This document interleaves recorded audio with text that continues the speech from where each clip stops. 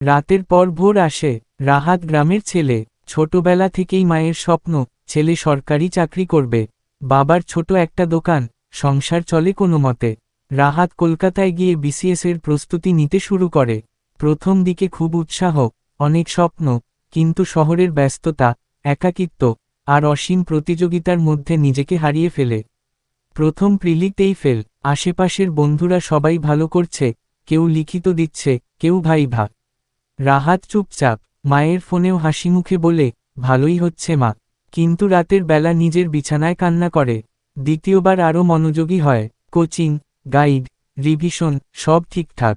কিন্তু আবারও প্রিলিতে কেবল 2 নম্বরে বাদ পড়ে। এবার নিজের ওপর রাগ হয়, হতাশা চেপে ধরে।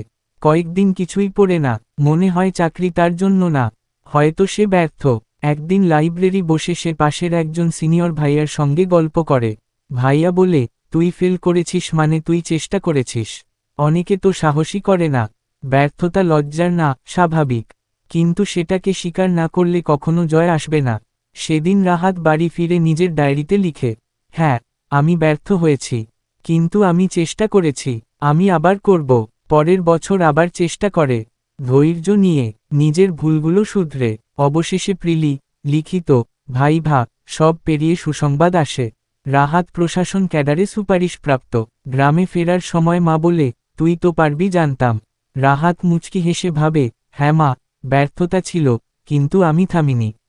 শিক্ষণীয় বার্তা, ব্যর্থতা স্বীকার করা কোনো লজ্জা নয়, বরং সেটিই আত্মোন্নতির প্রথম ধাপ। চাকরির প্রস্তুতির পথে হাজার ব্যর্থতা আসবে, কিন্তু যেদিন তুমি সেটা মেনে নিয়ে আবার দাঁড়াবে, সেদিন থেকেই জয় শুরু হবে।